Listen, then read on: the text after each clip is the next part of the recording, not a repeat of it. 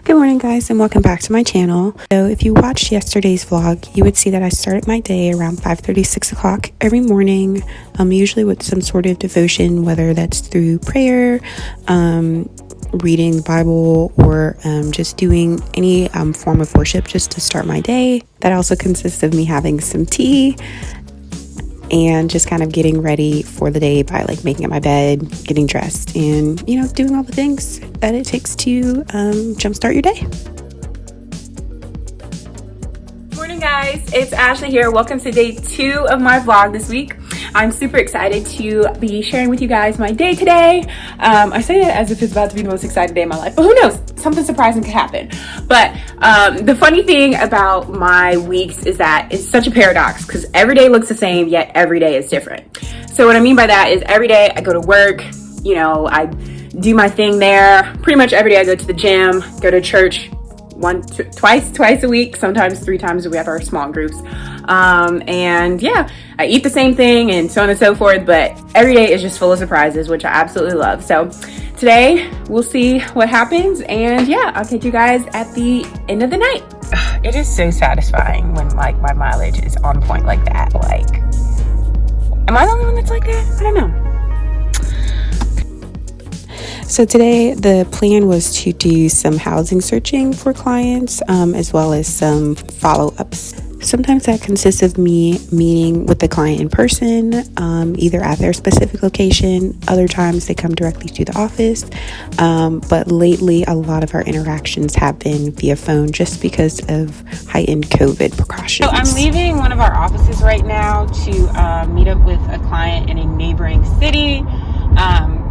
It's really hard to vlog at work because there's so much sensitive information that's around, and even with like our conversations and whatnot, I definitely will not record any of our conversations where we talk about anything that is confidential.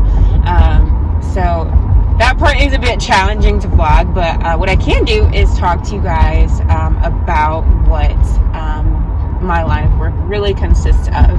For example, this client that I have today has been on my caseload for almost a year now, and due to different barriers such as low income, disability, lack of affordable housing, and potentially some bad credit, it has made this particular client situation a lot more challenging to resolve. Because I know on the surface it seems like the answer to homelessness is just to provide more housing, which in a way, yes, that is definitely a solution, but it's not as easy as 1, 2, 3. So for example, if a client has bad credit, we have to find a landlord that is willing to comply with the client that doesn't have the best credit history, and usually a landlord will require a double deposit, which is obviously very expensive. Now, for a client who is low income, paying a double deposit is like wiping them out completely. And by low income, I just kind of want to give you guys a better understanding of what I mean by that. A lot of my clients are on Social Security or Social Security disability, and I think the lowest amount one of my clients gets per month is $529, and the highest I've ever had a client get, and this was a absolute rare case. I had a client that received $1,900. Most of my clients receive about $700 to $900 per month in Social Security, and they are expected to live off of that. Granted, some of them are able to get part-time jobs. That way they can still work and have enough money without getting their check cut off. But other individuals that are, mentally, physically, or developmentally disabled aren't able to get a job or hold down a job as easy. So unfortunately for a lot of them, they can be stuck in their position for some time. That is where my role really comes in. Wow, all these lights are just green. That's where my role comes in, and I assist them with getting connected to housing services that are specifically for those that are low income and that have disabilities, and we work with different types of property and landlords that are aware of the client's need, and we assist with like vouchers and different things like that. That's just like a very broad way of explaining the program or the programs that I work with. All I can say is like homelessness is not as black and white as I thought it was. It's definitely a very thick problem, and honestly, it's kind of disheartening that this is the way life is for some people, and depending on their circumstances, there's not really much that they can do about it. So yeah.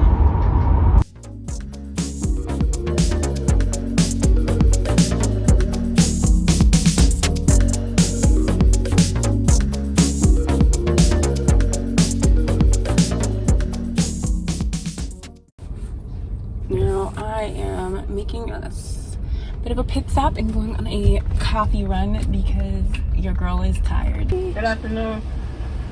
Hi.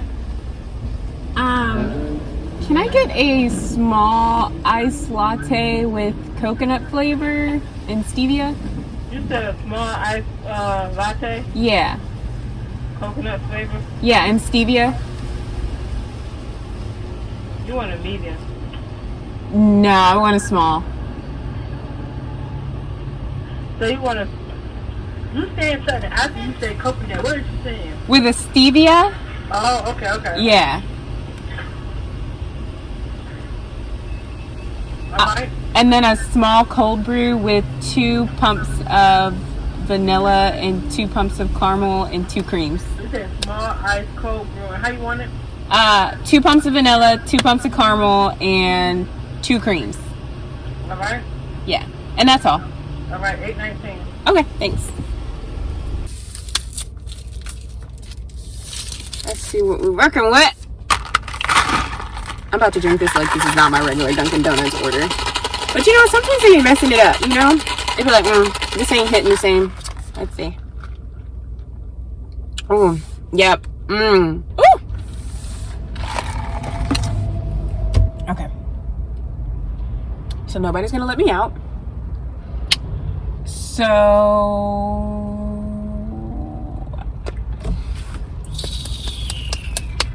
I have another meeting at 12:30 and it's 12:15, so I got to get back to the office ASAP and get my camera face on because I'm pretty sure I have to turn my camera on this time. This is so good.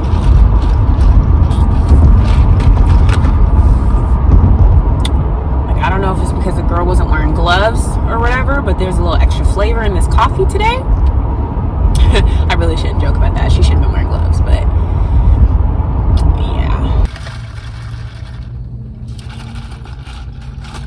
so one of my favorite things about like doing outreach and like being out in the field is being able to drive. Like sometimes it is a little annoying because it's like, oh man, like I just don't feel like driving, but it comes with the territory. It's part of the job, and I knew that when I signed up. But I get to like listen to the radio, listen to my podcast. Like I can, call family, call friends, check in on them, especially if I have like a long drive.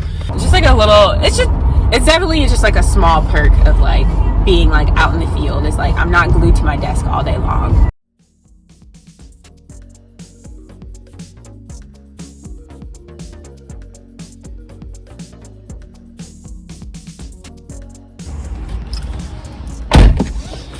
So I am going out again for what I think is the 3rd or 4th time today. I am pretty exhausted. This was not how I planned for my date to go, but things happen and you kind of just got to go with the flow of your clients. Whew. So I just finished my last stop for the day, and I can definitely say my day did not go according to plan at all, but it'd be like that sometimes. So now I'm just going to head to one of the most important times of my week, aside from church, and that is therapy. definitely need it today. So I'm here at therapy and it's time to say bye-bye to the dress and the heels. Time to put on my gym clothes and then head into my session. And I am ready to go. That scared me. Just got out of my session.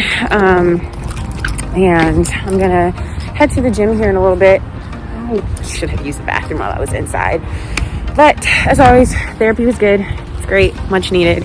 I definitely recommend everyone go to therapy at least once in their life. Despite what people think, therapy is not for people that have issues. Everyone can use some guidance and some direction, especially from a professional. But yeah, so I think I'm just gonna hang out for the next 30 minutes or so. And then get to the gym.